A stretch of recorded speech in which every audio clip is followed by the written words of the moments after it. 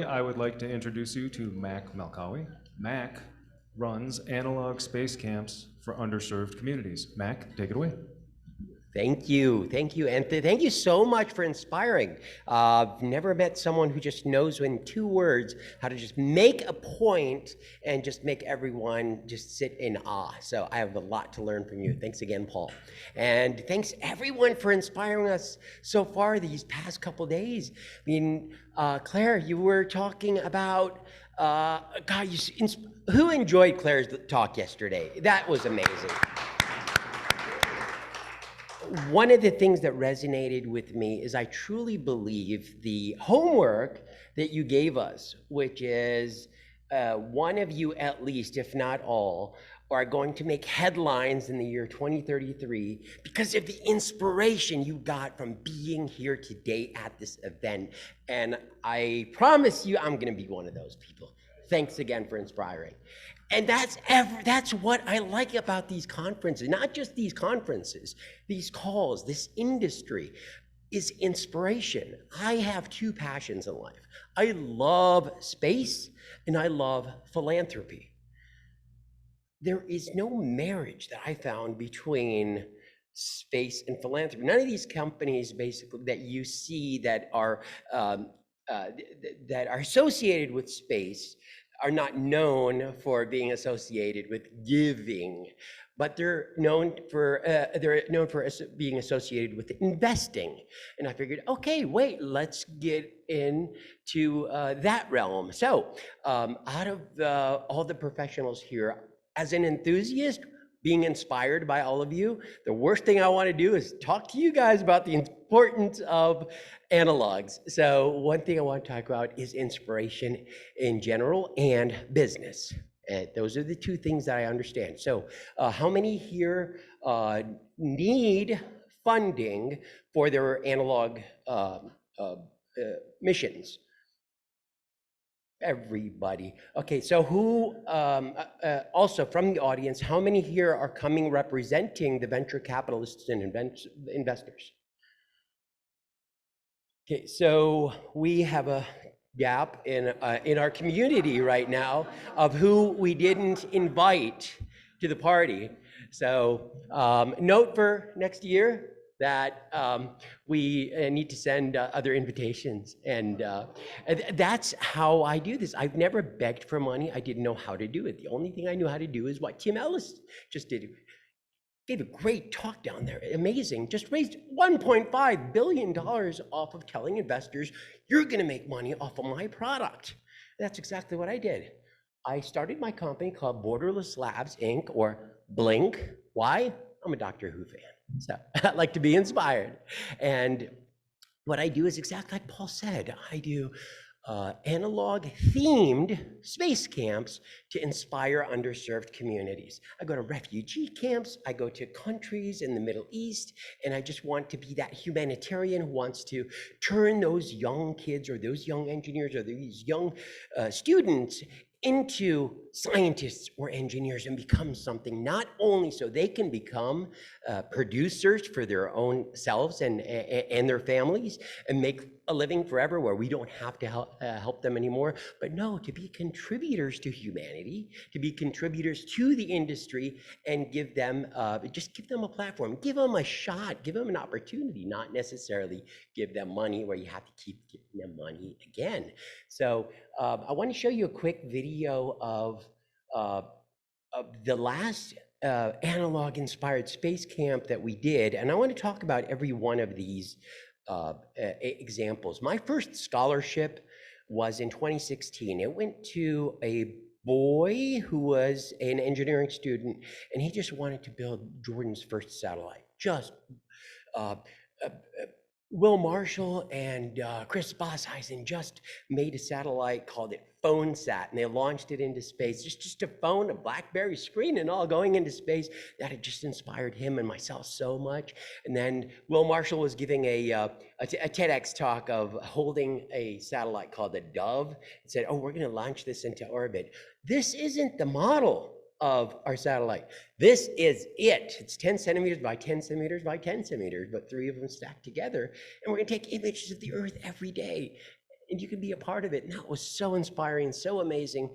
And the whole country of Jordan has never even launched a single satellite. He said he wants to be the first person to do it. Long story short, 6 years later, not only did he build Jordan's first satellite, he has 52 satellites orbiting the Earth as we speak. Oh no, I'm lying. It's 51 satellites orbiting the Earth and one at the L2 Lagrange point behind the moon. And it just started with me. I didn't even give him money. I shared my Rolodex with him. I just called people I know and like, hey, you're giving this kid a shot, you know, and he can either sink or swim. Biggest problem I see is people don't have opportunity. It's not a matter of logistics and money as much as it is a matter of access. And God, I think I heard Mary Liz just talking about that later. That's how we get inspired. We hear something by someone and we say, let me do something about it. And that's what I did. I went to the Middle East and I recruited some of these kids, empowered some of our local guests here to help recruit some of these kids and make things on the level of NASA ingenuity, because all we wanted to do is test. If we give these people a shot, let's see what we can happen. We went to refugee camps. Some of these girls that you're going to see currently right now are sleeping in a tent in a refugee camp. And you're going to see ingenuity that you're not used to seeing from even the biggest people. And that all comes from that inspiration. And some of them are already graduating to become engineers and making aerospace level money in these engineering jobs. And they came from these underserved communities. My second scholarship, this girl is not only did she want to be a filmmaker, she wants to she wants to make the Arabic world's first Shark Week documentary. Problem is she doesn't know how to swim. We put her in took her out of the camp and put her into a country club, taught her how to swim, got her scuba certified. Now she's advanced scuba certified. In the summer, we'll go down to Jamaica to film actual underwater documentary for the first time in the history of that language. They don't have content, science communicate. They don't have a Tim Dodd, the everyday astronaut. They don't have a Bill Nye, the science guy. They don't have the space gal, the Arabian space gal, and Emily Cannon-Trelli or anyone like that. So all I want to do is empower them and then let them sink or swim. And you guys can be the judge of that, and not just in Arabic. We're doing it. We have a guest here. Asma is our guest this week over here. We did she was my scholarship where we did possum. She did skydiving. She did acrobatic flights, and she did everything you do at Project Possum, wearing a spacesuit and hypoxia training, indoor skydiving, all that stuff. And we filmed a 10-episode series in Bengali and in Hindi and in Urdu and in Arabic and in English. So we're selling that documentary not once, we're selling it 5 times. That is a gap that I see in filmmaking, that you already have the set, you already have the opportunity. By just doing a little bit of inclusion, now you're making 5 times as much money. So sorry, I was planning on talking to the investors in the audience. So, I didn't realize there was going to be a Pete Conrad-sized gap anyone? No one? Thank you. I could have said Michael Strahan, but I figured some people are going to know Pete Conrad. But let me show this video and let you judge for yourselves on if what I'm doing is actually something that's worth. I have to go back to the beginning. So we went to the country of Jordan, which is where my parents immigrated from when I was 3. And I want to make this volume low so I can just talk over it. Okay, so this is me flying my drone over the country of Jordan, and we're going through the desert. And my first scholarship that I did here is I had 2 engineering students, aviation engineering students, who are like 3rd year, and they have never been in the air. They have never been in, so I put them in a helicopter, and that was their first experience. And this might seem so normal to us in North America, but to be on a four-wheeler learning everything about moon buggies and about the moon rovers in a simulation. So we're not an analog like you guys. We're a space camp that just wants to inspire them to someday they're going to be like you. And just the smile on their faces learning that was just absolutely fantastic. And look at these facilities. You have the domes that you have, looks just like outside here. And every one of these habitats we filled not only with their students, but also with their experiments. This is in Petra, Jordan, actually. And when you're in Petra, you got to see all that stuff. It is a space camp, so we did an awful lot of stargazing and astronomy like we did last night. How cool was that? Nothing says to me, team building than, or I think what's lacking in our analogs is going back to camaraderie and team building. We just heard that this morning. Where's the camaraderie? We got to bring that back. Then we went to what looks like Mars on Earth. That's where they filmed, oh my goodness, everything from Lawrence of Arabia, Indiana Jones, Last Crusade, The Martian, oh my God. I could go on and on. Star Wars. We were in a hot air balloon as they were filming on the set of Star Wars. And the very last scene in this video that you're going to see is me flying my drone over the exact same scene where they shot Dune and a lot of other movies like Mortal Kombat 2. But we don't talk about that last one. And here are all the students. Look, we did Mars rovers. And all of these robots are autonomous with claws and everything.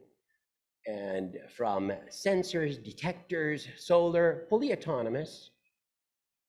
And 3D printed wheels going over rocks. And some of these kids live in tents. This girl is a material engineering student, and she's now a Space Kinder. She's my first scholarship for Space Kind, Space Kind 7. And we're developed hers was a 3-layered spacesuit with 2 different levels of fog, fogging your helmet,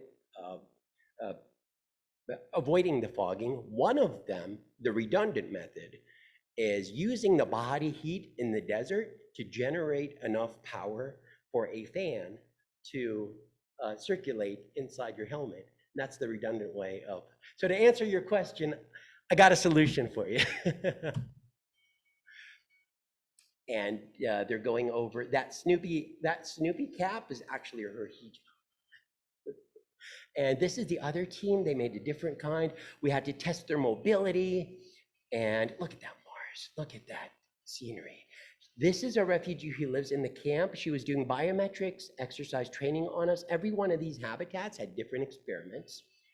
And we did do the Halloween costume style analogs. Some of you guys still do it. We're going to evolve into pressurized suits, into actual science. But right now, I'm just talking about inspiration. We're here to inspire. And so when I was a kid and I wore that Halloween costume and wore that was my picture everywhere. And so many of us are wearing those Halloween costumes as our in our analogs, and it's our profile picture on our. That's how we represent ourselves on social media. So I'm not saying there's anything wrong with that. I'm just saying we're gonna evolve into more science and less just inspiring. Because music. One of the things that I learned from Bill Anders and Frank Borman and Jim Lovell is we got to send a poet. And this was in 1968, Christmas Eve. And here we are, 50 years later, and we still haven't learned that lesson until we were so inspired by what Mary Liz did last night. Thank you so much for inspiring. I'm looking forward to repeating that in Petra. And so it is a space camp. Show your skills, show your talents, and inspire in so many other ways. So that was Monty, actually, who has all those satellites orbiting the Earth. And Yeah, from robotics. Look at this astronaut about to take their helmet off. Nothing to me says science just, equitable, diverse, and inclusiveness than when you see what this astronaut looks like. But I'll get back to that astronaut. This is Budur, who lives in the refugee camp. Look what she's studying here in this habitat. Long story short, her and I and another person, a bug expert, just moved to the next level, phase 2 of the NASA Deep Space Food Challenge. And look who she is. So I couldn't be more proud. And that was just fierce competition. It's the NASA Deep Space Food Challenge, and look who moved forward with studying microgreens and juicing them, and it's a long process. So follow us, and you'll hear more about the advancements of what giving them a shot can do. That was her and I studying the plants, and that is the face of the astronaut in that 2033 headline that Claire was telling us about. That's the just, equitable, diverse, and inclusive face that, to me, says inclusion of an astronaut looking like that. Someone, look at the smile on her face. That is her profile picture, and it's going to be her profile picture. And look at that, it looks like Mars. That spacesuit was Cyan's idea, actually. And nothing, how many people spoke about scuba diving already? Every one of them got scuba certified. That's Budur, same girl who lives in the camp. Astronauts here in the US, they train in an underwater, the Buoyancy Lab, is it called, in Alabama? And it's got an underwater International Space Station, right, where they train. In Houston, well, we don't have that in Jordan. So the best I could do is train them in a, that's Monty, who does the satellites. That's Budur, who lives in the camp. And that's me behind them. So I trained them in a sunken Lockheed Martin TriStar. And we actually do analog training underwater. And you have to go through all the checklists as you are an actual astronaut. Who would have expected the most underprivileged people in the world to be able to train like NASA astronauts? More helicopters and aviation. We were inspired by a Netflix documentary that just came out, and it was called Countdown to Inspiration 4. And the camaraderie they had by going up a mountain called Mount Rainier, and the team building they had, we figured we got to do that. So we climbed the highest peak in Jordan, in Wadi Ramka, and this was at the peak with these students who made it to the very top with our Borderless Labs t-shirt and swag. And as we were going down, we were actually rappelling, and this was Cyan's idea. You remember that NASA poster that said explorers wanted? So Cyan said, we gotta replicate that, and that's exactly what we did, rappelling down with the habitat behind us on Mars. Cyan couldn't make it that last year. She decided to go to space instead. Excuses! But we still did that, and that was awesome. And anyone do Venus analogs here?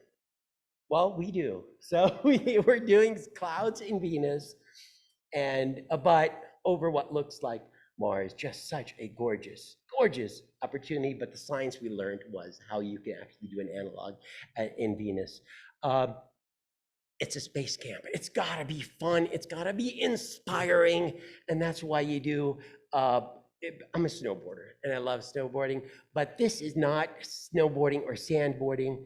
This is called regolith boarding, and we got to start an Olympic sport on Mars for that.